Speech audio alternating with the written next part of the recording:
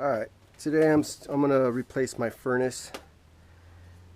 This thing is 1988 manufacture date, 75,000 BTU, runs off natural gas, and it's just really old. It still works, but sometimes you'll smell like a musty smell or whatever. It's just like doesn't smell clean like I thought it would. After a while, after it runs a little bit, it clears up, but it's just too old. I mean, all the vents have been reran, all the duct work, so it's time for a new one. So I bought a new one, a Goodman. That's a 80% efficient, 80,000 BTU. It's a 2-stage. You can see I have Class B vent here, dual shielded, and then this one is not dual shielded, which is, I guess, okay back in the day. But I got some new stuff, so I got a bunch. I don't really want to use this one, this flex one. I really just want to use the solid ones, but just in case I can't get it to fit, because this vent is a lot lower, just in case I can't get it to fit, I'll use the flex one. Alright, so I got the gas off, I got the electricity off. So next I'm going to take this, I'm going to get this gas pipe taken off, and I'm going to run. They never had a on-off valve, so I'm going to run one of these, 3/4 inch on-off valve. And you can see they just ran the electricity right in there, which I guess it's fine. A lot of people say that's not code in some areas, but I don't see why not. I guess I'm afraid that it's going to get cooked or something, but you can see all the wires they have right next to the furnace, and that's from the factory. So some people say you need a switch, but the breaker's like right down there. So alright, first thing to do is I'm going to take this electrical and disconnect it. You can see the ground is here. Gotta unscrew that one and pull this wire out.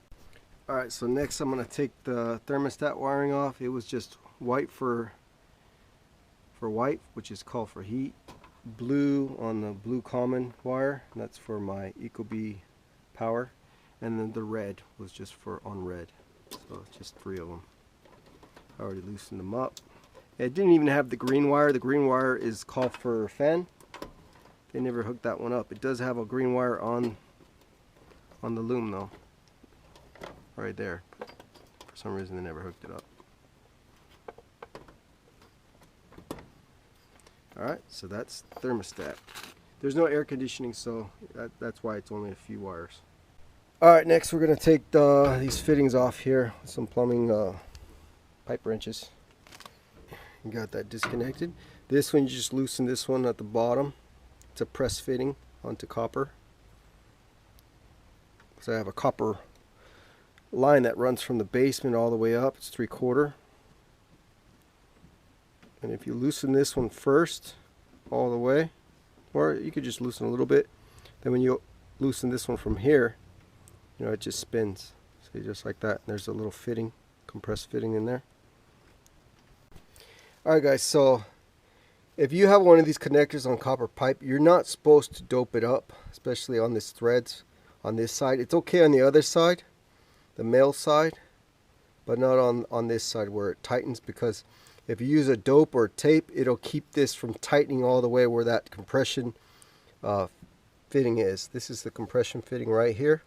Looks like a ring that you put on your finger, and that's what holds it together and tightens it and keeps it sealed. So it looks like somebody put some grease on it almost, but that's fine. Just make sure you tighten that all the way tight. Alright, I'm using some True Blue. This is pipe thread sealant on this threaded side here, and then I'll put this shutoff valve here on there, and then I'll test it for leaks with some soapy water and see if there's any leaks here or on this side here. It's a good idea before you go any further putting on the rest of this stuff to actually check this compression fitting first. Make sure it's not leaking, because if this is failed and you put all this together and you gook it up, the pipe thread, you know, it's gonna be a mess to take it off. You have to clean it all up and stuff. So I'm gonna check this one, soapy water, and with the sprayer, and see if we got any leaks. I have to turn on the gas again because it's off right now. Make sure this valve is closed. If it's this way, it's closed. If it's open, it'll be flowing with the pipe. Alright, just like I thought, there is bubbles. You're not supposed to use these compressions twice. If you loosen them up, they don't work as good, as you can see. Here's a bee trying to sting. All right, guys, got my vent duct off on this side. Let me show you the inside of this thing. You can see all the surface rust down there. It's pretty old. Okay, so you don't want to leave your heater, even though it works, too long, because you can get a crack in the heat exchanger, and then carbon monoxide poison. It might not be enough to kill you, might not be enough to even turn off your carbon monoxide detector, but it can make you sick, give you asthma. If you got asthma already, it can make you feel like you have a sore throat, a cough. So it's just best just to get rid of it and get a new one in. Alright, got the return duct off now. So this heater's can be moved out of the way. It's quite long. This is only like 34 inches long. This one's probably another 20 inches longer. And if anybody's wondering, this is called, my old model, it's a HQCO is the manufacturer. Okay, also the way they had this connected there, and it's just, this pipe's kind of loose, so I got a 3/4 inch tube strap, and I'll strap it back here, that way it doesn't move around. That's just not good. Alright, so that's how it looks with the furnace moved over. And you can see there's like not very much insulation in here. They didn't even bother to hardly put anything underneath. So I'll remove this plywood, and I'm going to put some cellulose in here. And I put a stronger piece of plywood. This one's like a little bit warped. So I got a thicker one here. Alright, so I got to insulate these bays. You can see it's poorly insulated. I'm supposed to be at like R49, which is like 16 inches high. And this is not, this is like a, I think these are 6-inch rafters. So even if I fill it to the top, that's only like a R20 or 30. So yeah, needs to be pretty high. But because the furnace goes here, I'm just gonna get it flush with the rafters. But everywhere else should be 16 inches, like over there on that side. I already insulated that half. Kind of hard to see at night.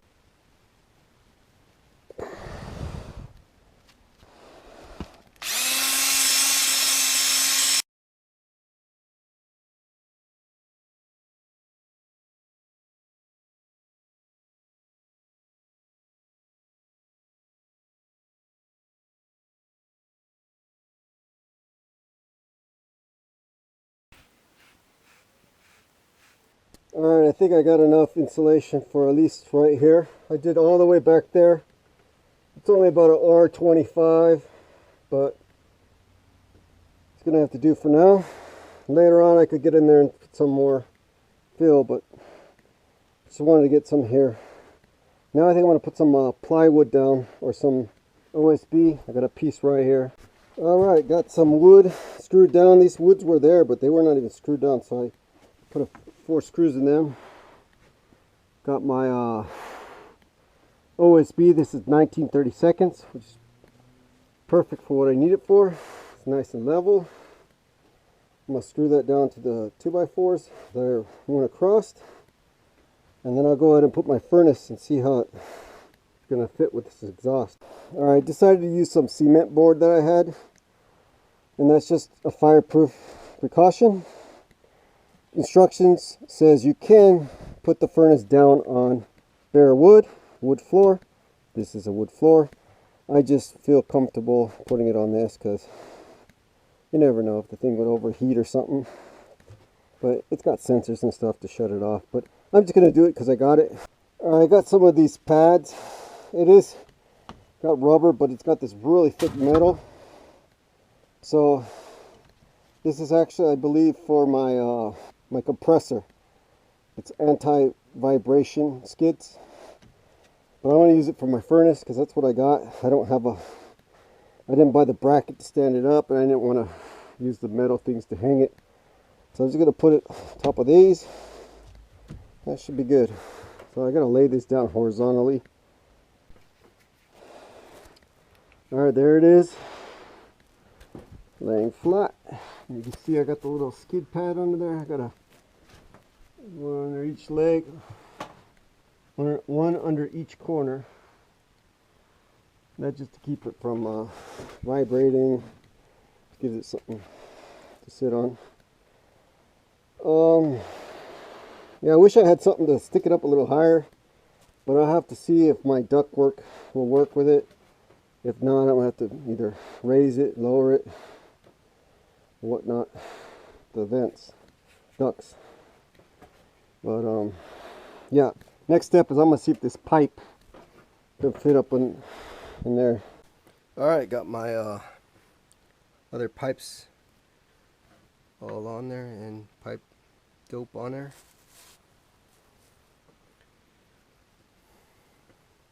Cover that up for now. Sock. Drill a hole through this thing. I try to bump it out, but it was like not coming out, so I just drill a hole through it. Ran my thermostat wire into there, and then I put a little electrical grommet thing here. I was gonna put a switch, but I decided not to because the switch is literally right down there, the breaker, and I have it listed. It says furnace, so it's pretty easy to get to. So yeah, I got enough room. I used a little bit. I found another little bumper. This is for like air conditioning units and stuff. So I found this one, and I'm just going to cover it with the other one. Make it a little bit higher. And yeah, that'll give me clearance to get this in here. And I'll just switch this box from there to over here. And I put a little piece of insulation foam here because this thing was kind of hitting the metal. I don't want it to make vibration, so I put the foam around that. Alright, got the wires tucked in with two nuts, wire nuts in there. I used the ground nut that came with the unit. It's a green one in the back. This was on the other side. I just switched it over here. That's all I did. And put two bolts holding that down. And I tucked this wire in. You want to make sure this wire in here is not going to be in the way of the flame that comes out. Alright, just got my thermostat wires hooked up. Blue is C for common for the ecobee thermostat. G is for your fan, which was never hooked up, so I gotta go to my ecobee and hook that one up. R is red, and W is called for heat, and this doesn't have AC, so I don't have to worry about anything else. Y is not used. Alright, got my exhaust done. Got this thing 4 screws all the way around. That's a 90-degree elbow, and then it's a 45-degree elbow right here. And I had to do that because it's a little offset from the roof. And then I used, I believe this is a 12-inch, 12 or 18, 12-inch, and this is, I believe, a 36-inch. And that makes it out of the roof. And then I had to actually put a screw in the top of that, the hat up on top, because it didn't have any screws. Ready to put the ducts back onto the furnace. So I got my everything covered up because it was getting quite dusty. Alright, so on a horizontal furnace like this, the cover has just 2 screws. I already loosened them up, and this panel comes off.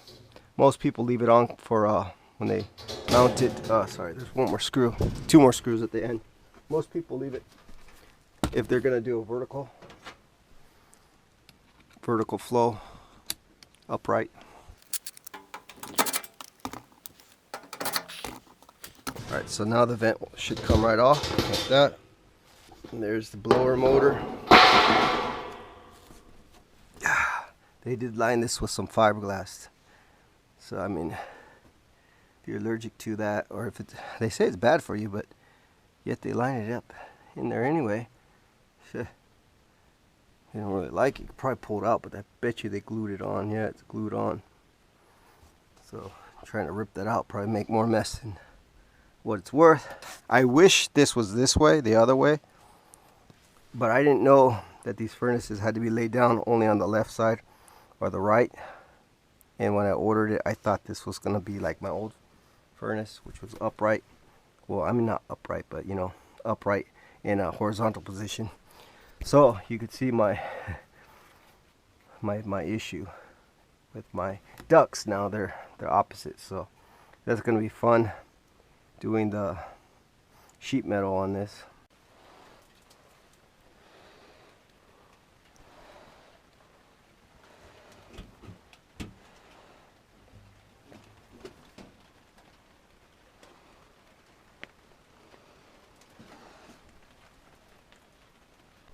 Alright, just finished this transition, and that took me a long time, but I'm kind of slow. I'm not a professional at HVAC systems, but I got it done and it looks good. You can see how small this, well, how flat it is and how high that one is, but that transition right there of that galvanized sheet metal just makes it look like professional. So happy how that came out. It probably took me I don't even know, 4 hours to do that, maybe longer, 6 hours, I don't know. But I was taking my time, measuring 10 times before I cut it. And yeah, my first one. Well, actually, my first one with the offset. I built other ducts, but this was a really bad offset. But now that it's all connected, it doesn't look so bad once it's connected. So now I got to put some mastic tape over that, and I'll be done with that. And I got another one to do back here, so I'll do that for tomorrow because I'm tired. My back hurts because I have to squat like this the whole time, so I'm getting like this really bad lower back pain because it's just not too high up in here to stand up. Alright, so I just want to say one thing. If you get a new furnace and you order the wrong size, it doesn't fit your ductwork, existing ductwork, don't be like me. Don't trip out on it. Don't think that you have to redo all your duct, because just doing the transition, even if it's a really bad offset transition, I mean, look at this. It looks so professional. It looks really good. It looks like it was meant to be like that. So I was kind of tripping out thinking, oh man, I got to do all this ductwork all over again. That'd be a ton of work. I got hours into that. So that saved me a lot of work of redoing all that. So yeah, so don't trip out if you get a furnace and your stuff don't fit on it right. Okay, I made some stands for my ductwork here, just out of some 1x6. Okay, just this is exterior grade and it's pressure treated. I just had it left over in the garage, so I'll just be able to slide that up on, and that'll hold the weight of this long duct. And over here, same thing. So this thing is the plywood I put's a little bit short, so I'll run this one back there to hold the back up. And you can see I made it a little longer at the bottom, and that's like put a couple screws in it into the wood.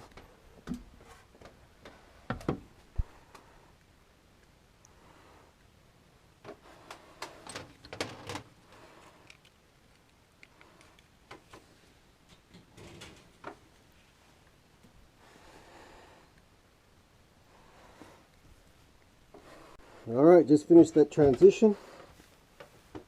Didn't take me as long as the other one. Probably got a few hours into it. That's because I got to go upstairs, up and down.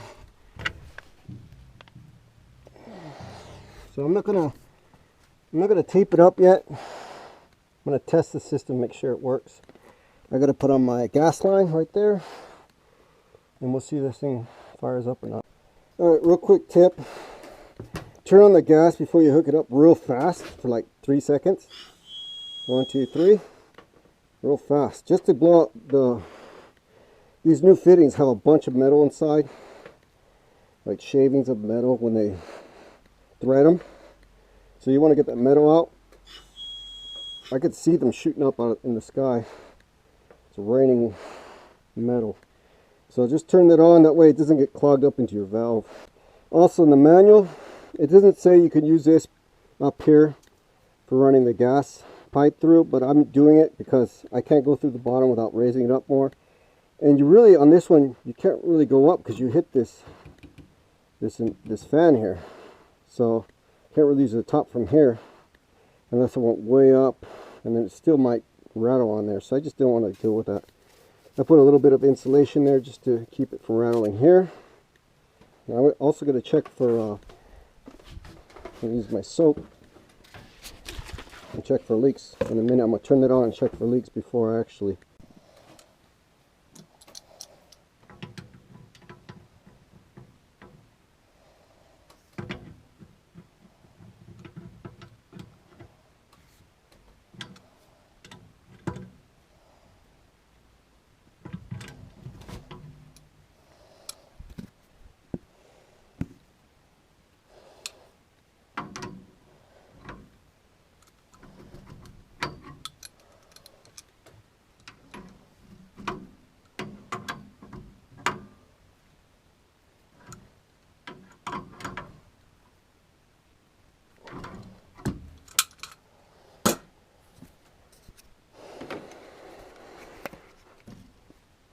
Alright, check for leaks. Turn on this gas.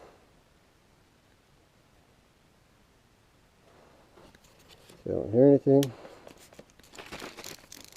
Soapy water.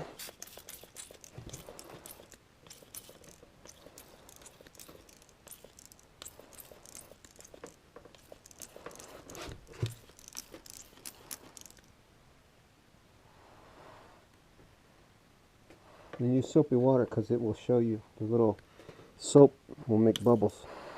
If you just use water, it doesn't work as good.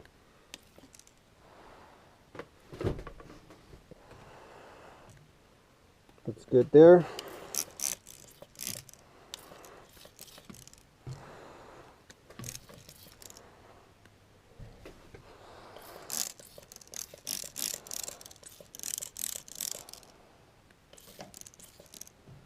Good there.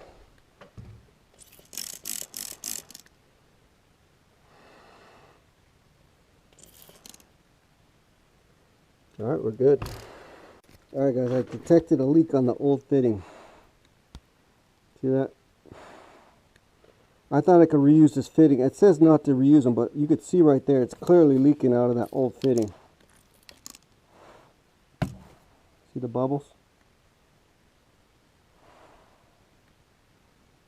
So that's not good. I need to go buy a new fitting.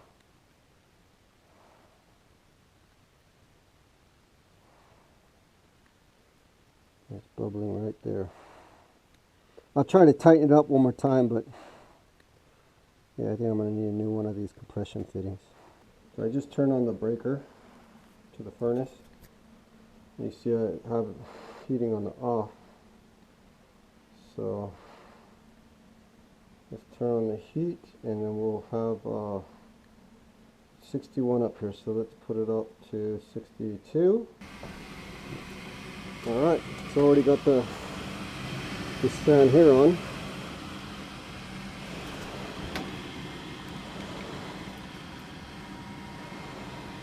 There's igniter.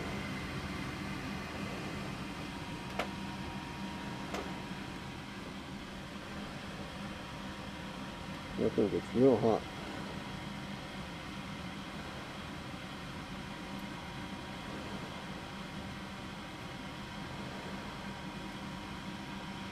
Oh, gotta have the switch on, the valve on right there, and then off. I'm like, it didn't start up on the first try. No wonder you have to turn that on. Duh.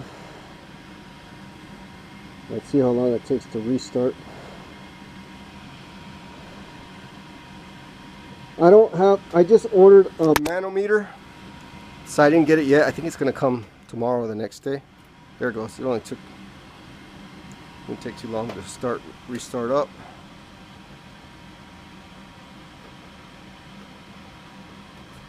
Put your hand on the gas valve just in case you got to turn it off if something happens. Right here.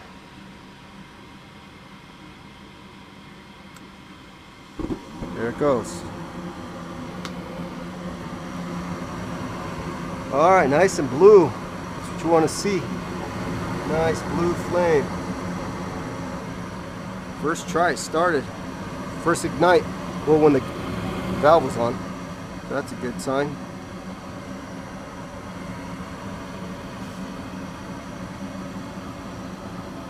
See a little bit of smoke here. I don't know what that's from. I think they said it smells a little bit on the first when you first start them up.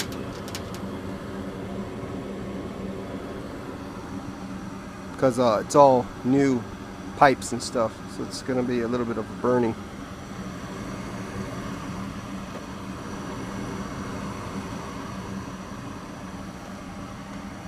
Alright, so it's going to smell. So it's going to smell a little bit, so let me go ahead and vent this attic. Open up this. Oh, it's already open here. Forgot I had it open. So let that smell go out. So, all right. Well, that's good. It's working. You can hear my detectors going off over here. Fire. It's saying fire. Fire. That's because it's got a burning smell when you first start. Let me turn on the blower fan. Get the air out. So I still got to do the ductwork here. I got all that stuff to do. At least the smoke alarm works. You can see there's no fire, but I think there's a fire for some reason. Alright, I feel nice and warm coming out. It's working. Alright, I ordered a manometer, and they only give you like a small tube. So I was trying to, these are mine, but they didn't come with any of this stuff. They just come with this tube, silicone tube, and it doesn't fit the newer style fittings. I mean, you could probably get it on there if you stretch it on somehow, but it'd be really difficult. So I gotta go to the store and get another hose. Alright, went to Ace Hardware and I got a tube made out of vinyl, 5/16. It's only $1 a foot, so I got a foot. And it works with this vacuum line that I use for automotive. And yeah, if you blow on it, no air comes out. It's airtight. And this one goes to the manometer right here. Okay, so when you open up this valve, this gas valve here, you go right to tighten, and you only got to loosen it up, you know, a couple turns. You don't have to take the thing all the way out. You would think, how the heck? So I'll pull this thing all the way out. And I'll show you what it looks like. Because when you're doing this for the first time, you would look at it and go, man, you should have this out. How are the threads gonna get enough air through those threads? It just seems like impossible. But I'm gonna show you right now. Okay, you saw me blowing it a little while ago, a few minutes ago. You saw me blowing it just a second ago. Watch, I'll tighten it up again. Okay, tighten it up. I'll put this on. And you'll see I can't blow in it. Okay, I'll blow on this. I can't push any air.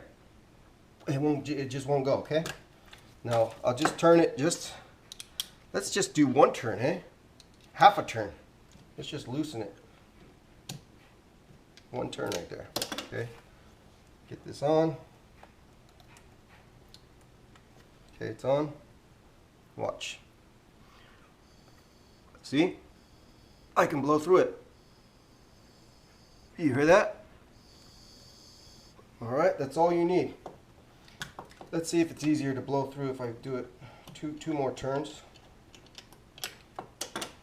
to the screws at the top rim, flush with the top rim. Should be a little easier. Yeah, a little bit. So I'd say loosen off that nut, loosen it up until it's flush with the top, and you'll be good. Alright guys, I found out after some research that you can't just solder a 3/4 inch sweat-on pipe when you're using it for gas. For water it's fine. For some reason, it's not allowed for gas. You'd have to get the type that you have to heat up the whole pipe red hot and then use like a silver solder, and I'm not, that's called brazing. You have to braze it for gas. So I can't use that. So I went to the store and got another, it says water heater compression fitting, but it will work. It's a compression fitting inside. It's what I got now, except for, like I said, when you use these once and you back them off and you loosen them, you're not supposed to use them twice, because these things expand. They get squished together, they expand, and once you do that, they're no good. They're only good for once. Alright, got the new compression fitting on, checked it for leaks, and we're good everywhere. And put a little brace there for the line. It's not tightened down, it's just, see, it's loose. You don't want it super tight just in case there's movement. You don't want this broken. I just want it kind of held in place. And I cut the pipe down a little bit because there was a big bend in it. See that bend in the pipe? So I just cut that off, and you can see the old fitting there. Exact same fitting that was already on there, that's been on there for like 20 years, maybe 30, since the 80s, 88. So it hasn't leaked, so it's good. Nice and straight pipe there. You can see this is type 3/4 inch type L pipe, which that type L is what you want. That'll last like 100 years. It's really thick. I can kind of show you on camera. See how thick that is? It's like, I'd say maybe 2/4 thick. Maybe even almost 3/4. It's pretty thick. Type M, you don't want to use that. They sell that at Home Depot. Type M would be too thin. That's like what they use for water lines and stuff. The thicker copper you can get, the better. Always for water, gas, whatever you can get thicker, get it. Alright, so next step is restart this furnace, and we'll do a manifold pressure test. I'm going to use the green wire, which is normally used for fan, just your fan, normal fan. But they never had that hooked up, so I'm going to use that green wire on the W2 and hook that up to my Ecobee. And we'll see how this thing works. Alright, now I'm going to test how much my inlet going to my gas valve has pressure-wise. Okay, this is the inlet, comes in from the gas. I'm going to shut this off. And then I'm going to take, okay, going to loosen it up. Okay, then I'm going to take my tube. Okay, take my manometer. It says units. If you push this, it goes to different bar graph readings. So I want it on NH2O. That's what we're going to use. Turn this back on. Okay, we're at 7.5, which is perfectly in what we needed at. It needs to be a minimum of 4.5. On here, see, it raised 9.26, but I'm still under the maximum, so I'm fine.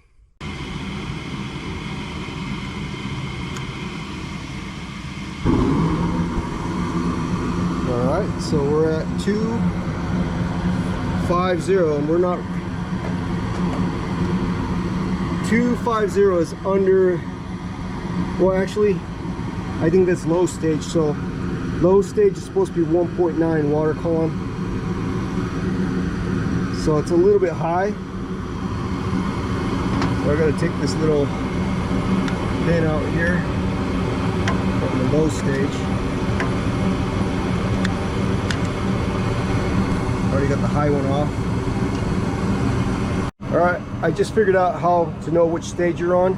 There's a little, if you look inside this hole, it'll say a code in there. It says F01. So if you look on your paperwork, F01 by default, that's W1, that's first stage. Okay, now I'm on 2H FO2, wait, FH2. So now we're on FH2. It changed speeds on me before I could even check to see what I was at. So we're 3.9, so we're high on the, supposed to be at 3.5 on the high stage. So we'll drop this down to 3.5.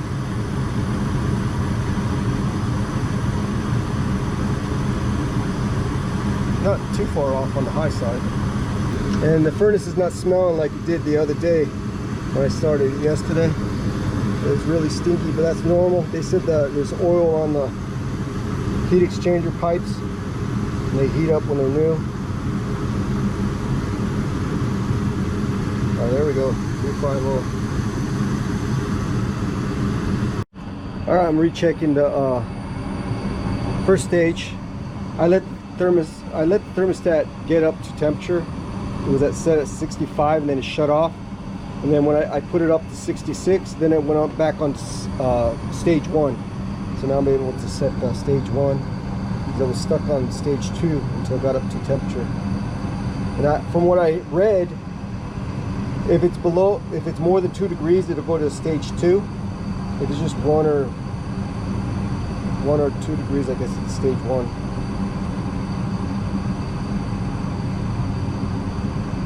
So we're good. Sounds good. Looks good. Everything's proper. And it's really important to do this test to get these things dialed in, because if it's too high on the gas pressure, you can burn up your heat exchanger, and then you'll need a new furnace sooner than later. And if you underdo it, they say if you put the gas under, that it will be hard to start sometimes. Until it just won't start because it's not enough gas pressure. Hope this video helps if anybody needs to do it, but this is more for my info and how I did it for future. If I ever got to re-dial this in, I'll know how to do it. Yeah, I think that's good. Our gas pressure's set. We'll put the caps back in and tighten that screw down, and we're good. This insulation is done. I'll probably put some mastic tape on all these seams on both sides, and that's going to be a wrap. You can see I got more work to do here, though. I got to add insulation all through the rafters. It's pretty empty over here on this half. But yeah, replacing a furnace is not that hard. I mean, a professional would have done this in 1 day, maybe 2. Probably 1 day. It took me 3 or 4 days. But it's because I had a lot of other issues I had to do, like putting insulation under there, putting a new platform. Had some crazy transitions I've never done before. So I'm gonna call that a day. Put this caps back on.